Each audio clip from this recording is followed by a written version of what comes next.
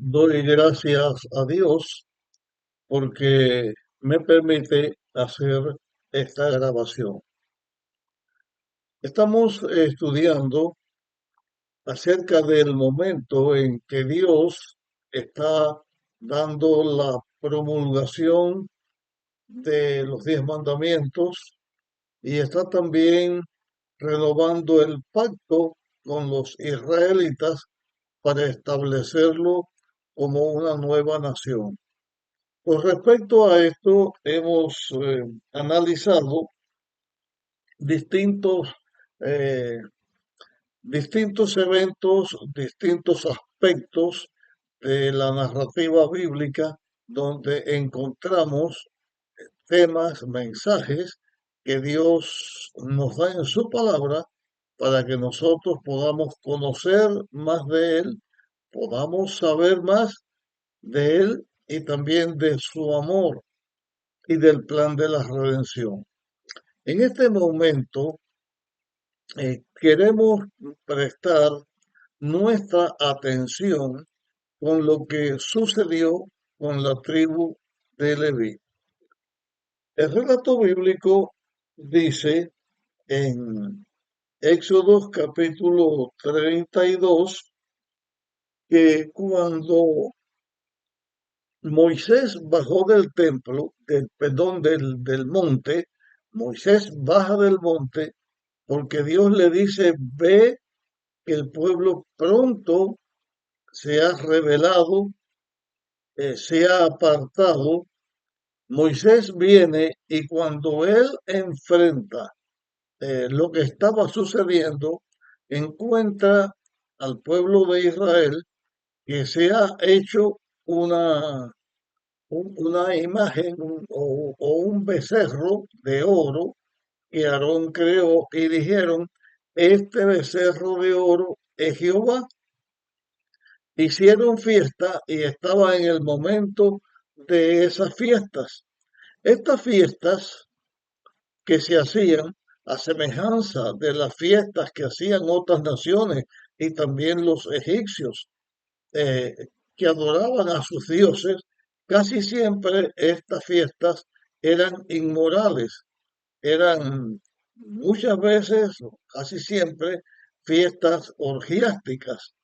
Eh, Vamos a mencionar aquí algo que tratamos en un tema anteriormente, cuando Balaán vino por mandato o porque Balac lo mandó a buscar para que maldijera a Israel, después de tratar de maldecir a Israel por 3 ocasiones y no pudiendo hacerlo, más bien por orden de Dios, bendijo a Israel y dijo que contra Israel no habían agüeros. Después de su fracaso de maldecir a Israel, le da un consejo a Balac y le dice que los eh, amonitas estaban, o los moabitas, iban a hacer fiestas, iban a hacer esas fiestas a sus dioses. Y las fiestas que se describen eran orgiásticas, o sea, personas haciendo distintos aspectos de fiestas, de danza, pero también de relaciones sexuales. En el caso de Israel, el tipo de fiesta que se hacía no da detalles, pero sí eran fiestas inmorales, indecentes, o sea, una fiesta a un dios falso, a un dios que no era verdadero. La fiesta tampoco es una fiesta de consagración, sino más bien una fiesta pecaminosa. Cuando Moisés se enfrenta a esta realidad y el pueblo sigue desenfrenado en lo que estaba haciendo, entonces Moisés eh, se detiene y dice, habla al pueblo quién se iba a poner de parte de él.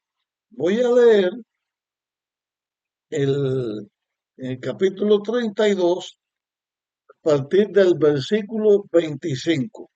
Dice, al ver Moisés que el pueblo estaba desenfrenado, porque Aarón lo había permitido para vergüenza entre sus enemigos, Moisés se puso a la entrada del campamento y preguntó, ¿quién está por el Señor?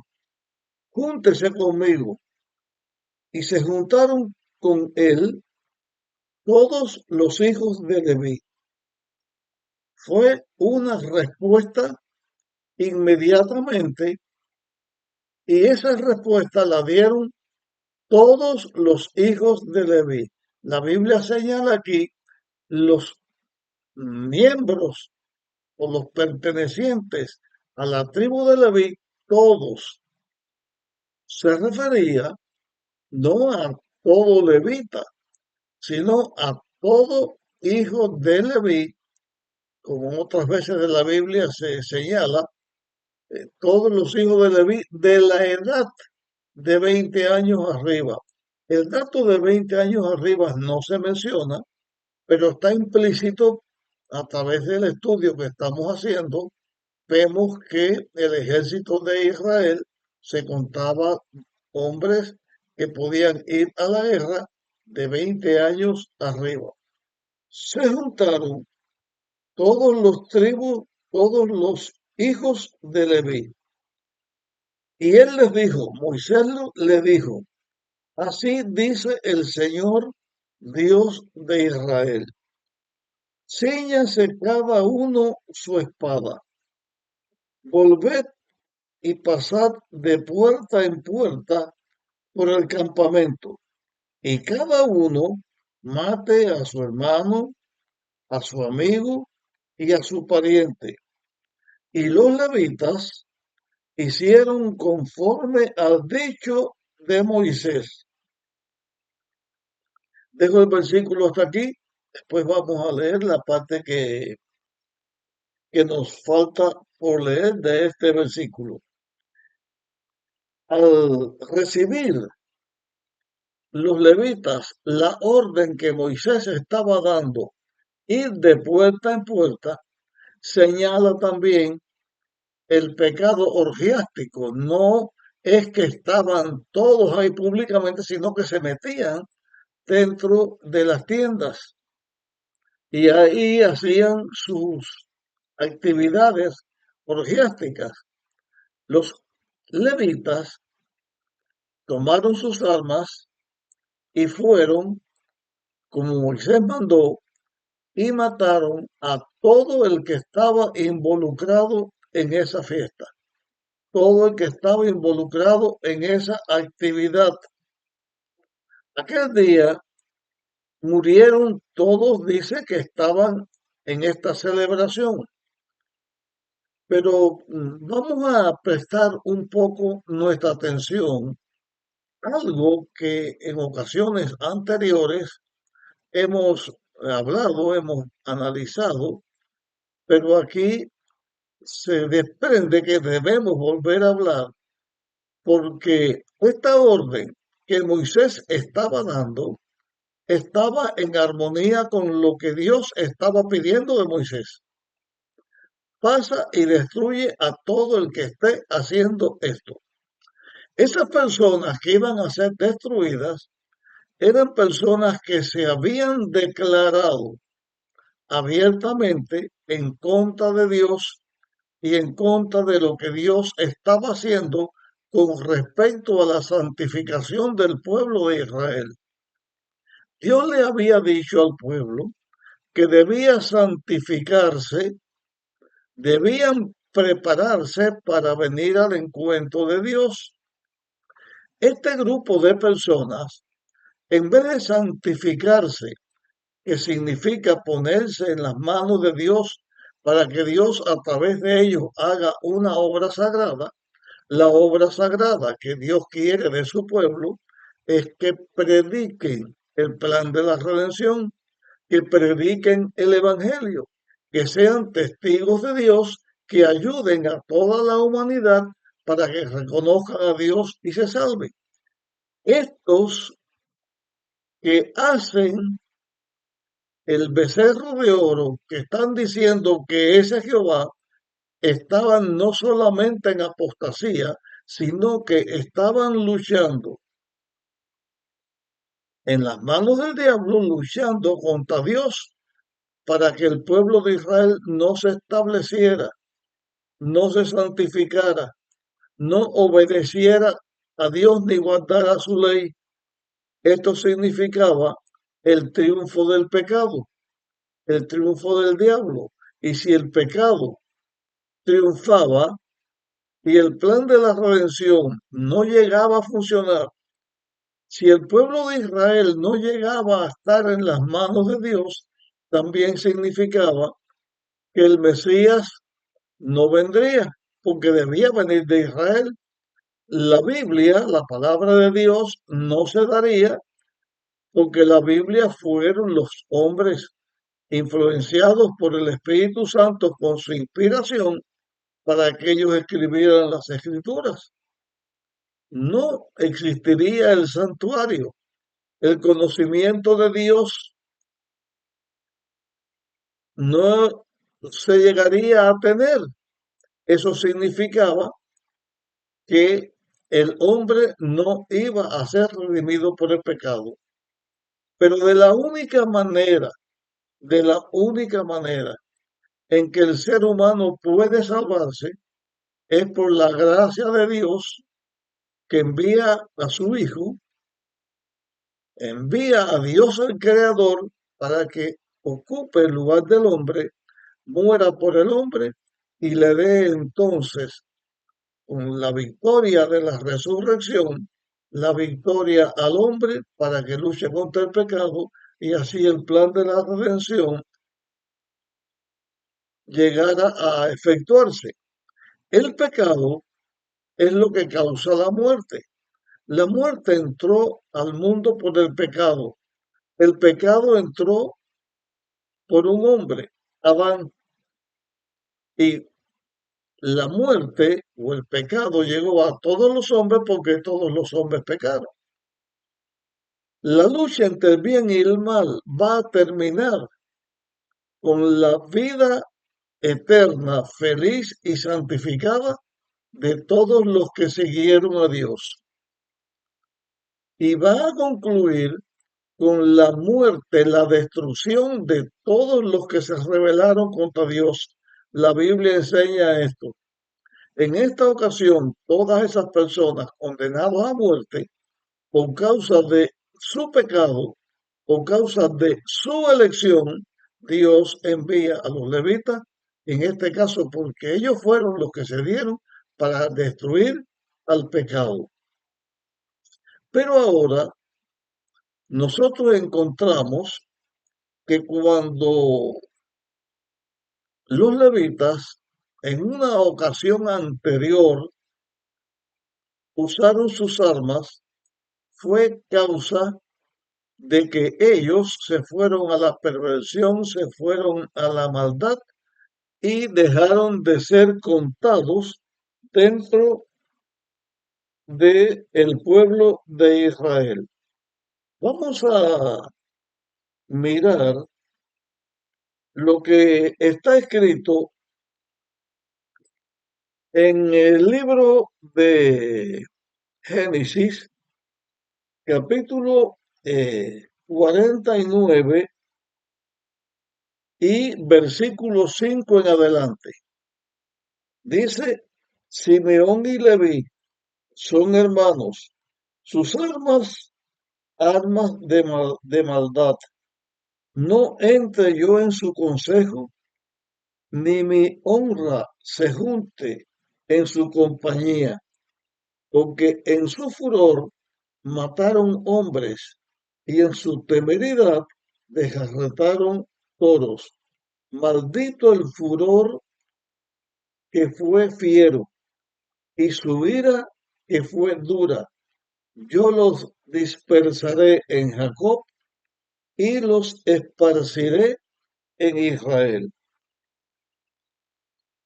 no iban a ser contados dentro de las tribus de Israel, Leví. No estoy hablando en este momento de Simeón, en otro momento lo haremos, pero aquí estamos hablando de Leví. Se está refiriendo a la ocasión que tuvo efecto cuando Dina fue violada. Leví y Simeón hicieron un trato engañoso con los de Siquén y después, por el engaño que hicieron, ellos fueron y mataron a todos los de Siquén.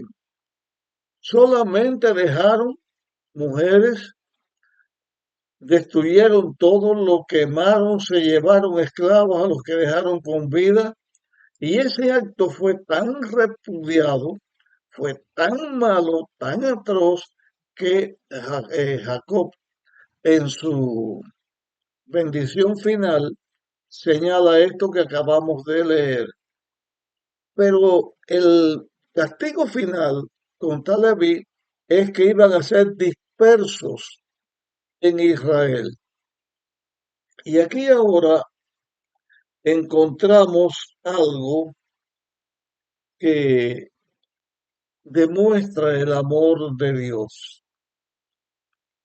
Cuando Dios crea el plan de la redención, lo está haciendo para salvar a personas, a seres humanos que se rebelaron contra Dios.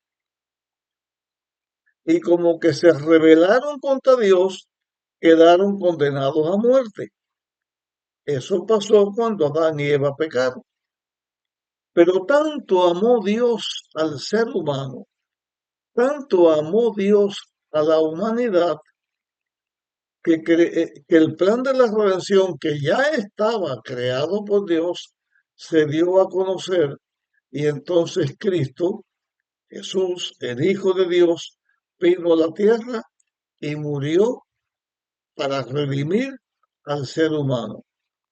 Pero este aspecto de redimir al ser humano entonces nos da otra vislumbre, otra visión de la lucha entre el bien y el mal.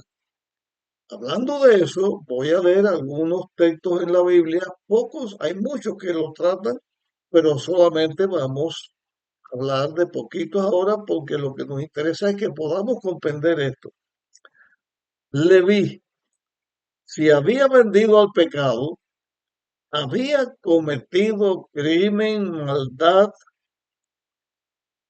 fueron esparcidos por todo Israel,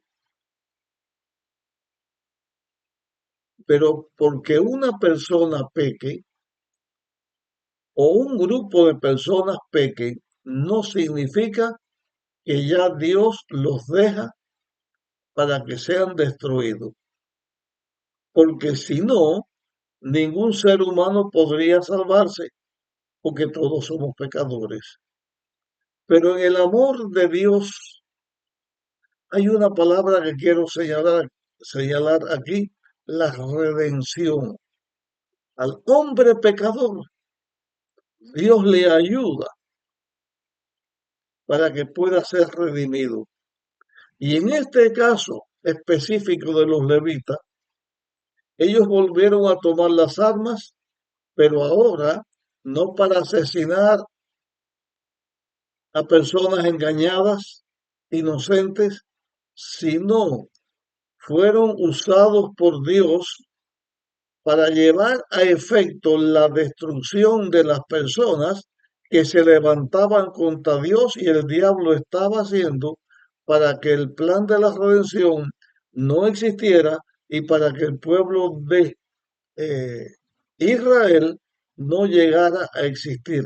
Entre la lucha entre el bien y el mal, Leví se puso de parte del bien y entonces tuvo como recompensa que la maldición que había recibido de Jacob por su fiera y mala acción ahora cambiara y siguiera Leví esparcido por todo Israel pero ahora en una función distinta. Como que ellos se habían entregado a Dios, ahora eran las personas, eran la tribu que sus hijos se dedicarían a trabajar en las cosas sagradas. Trabajarían ayudando al pueblo de Israel a conocer más de Dios. Y Aarón, también hijo de Leví, iba a ser el sumo sacerdote y de su linaje vendrían los sacerdotes que tendría Israel, o sea, las personas que representarían al pueblo y se presentarían delante de Dios. Dios cambió las cosas. De esa misma manera, Dios hace de nosotros los seres humanos seres pecadores con inclinación al pecado, con naturaleza pecaminosa. Cuando aceptamos a Jesús, Dios nos hace entonces a nosotros hijos de Dios. Voy a compartir ahora eh, algo que considero interesante. En toda la historia bíblica se mencionan mujeres. De esas mujeres que se mencionan, algunas eran mujeres que no tenían una vida conforme a la voluntad de Dios o hicieron algunas cosas que no eran correctas. Yo no voy a hablar de lo que ellas hicieron, sino que solamente las voy a mencionar por nombres. Pero lo hago así porque cuando Cristo vino y Cristo nace de la Virgen María, que es concebida por el Espíritu Santo, Dios el Creador puede hacer eso, porque Dios es el Creador y Jesús era Dios, el Hijo de Dios, pero nace como un ser humano cualquiera, de una mujer. En la genealogía de Cristo, las personas de las cuales descendió Cristo, aunque en la Biblia no se acostumbra normalmente a mencionar las mujeres, aquí en la genealogía de Cristo en el Antiguo Testamento, entonces aparecen mujeres. Y aquí la primera mujer que aparece es Tamar, que llegó a ser nuera de Judá, pero después, bueno, la historia de Tamar, que tuvo hijos mellizos de su suegro de Judá. Aparece Raab, la de Jericó, la profesión de Raab, ramera. Aparece Ruth, la moabita, aunque de ella no se menciona una mala vida, sí se menciona que fue una mujer que por su amor y su buena relación con su suegra Noemí, abandonó su nación y fue para Israel. Y se menciona también a Betsabé, la que fue eh, mujer de Uría Eteo y que David tuvo relaciones con ella, relaciones sexuales, tuvo un hijo, una persona que hizo una cosa mala. Sin embargo, Dios al final, y eso lo hace en la lucha contra el pecado, Dios al final, con aquellos que le siguen, hace que del pecado la persona se levante y pueda ser hijos de Dios. La última persona que voy a mencionar es un joven llamado Saulo de Tarso, que respiraba maldición y muerte contra los cristianos. Él creía que servía a Dios, pero estaban dando muerte a los cristianos. Y en una ocasión salió para Damasco para perseguir a los cristianos que allí habían, y en el camino se le apareció Jesús en una forma gloriosa. Ya Jesús estaba en el cielo, pero vino a la tierra y se apareció en una forma gloriosa a Saulo, que llegó a ser Pablo de Tarso, el campeón que Dios usó para la edificación de la iglesia cristiana. Y cuando uno ve en la Biblia, en el Antiguo Testamento, la obra, los escritos del apóstol Pablo, se nota que ese hombre que al principio era enemigo, finalmente fue el héroe, fue el más destacado en la proclamación del Evangelio y en el uso que Dios le dio para ayudar al desarrollo, al crecimiento de la iglesia cristiana. El mismo Pablo, el mismo Saulo, él habla del momento en que Dios se le aparece, y en Primera de Corintios capítulo 15 y el versículo 8 y 9, vamos a leer lo que aquí está. Y al último de todos, como a un nacido, aún, como a uno nacido a destiempo, me apareció a mí, porque yo soy el menor de los apóstoles, y digno de ser llamado apóstol, porque perseguía a la iglesia de Dios. Voy a leer el 10 también. Pero por la gracia de Dios soy lo que soy, y su gracia no ha sido en vana conmigo. Antes trabajé más que todos ellos, pero no yo, sino la gracia de Dios que estaba conmigo. Aquí está hablando el apóstol de esta experiencia que él tuvo. Finalmente, en cuanto a nuestro análisis de la tribu de Leví, quiero decir esto. Tú que me oyes, esto que estoy diciendo, o que lees en la palabra de Dios, vas a encontrar que si en la vida hemos sido vencidos de alguna manera por el pecado, Dios no nos deja en el pecado. Dios nos levanta y nos hace sus hijos.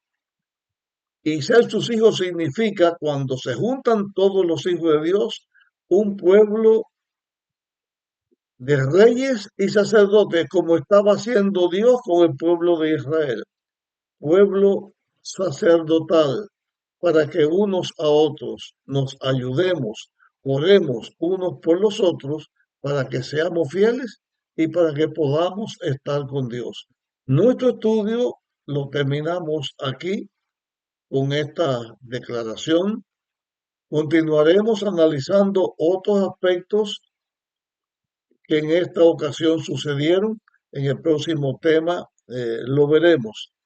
Pero le quiero dar gracias a Dios porque Él nos da su gracia para que nosotros, de pecadores, podamos ser hijos de Dios. Mi deseo es que tú y yo, cada hijo de Dios, podamos ser fieles hijos de Dios.